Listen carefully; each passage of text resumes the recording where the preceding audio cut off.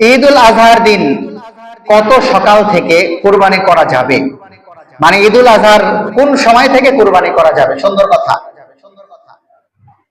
আসলে কুরবানি করার সময়টা কখন? কুরবানির সময় হচ্ছে যার যার এলাকায়, যার যার মহল্লায় নামাজের সময়, নামাজ হয়ে যাওয়ার পর থেকেই কুরবানির সময় শুরু।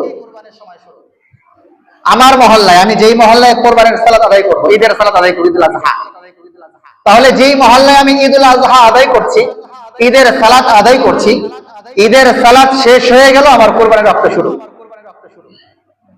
এবং এই ক্ষেত্রে আমি অন্যের মহল্লাটা দেখার সুযোগ নাই, আমার মহল্লায় যেটা সুযোগ, যেটা সময়।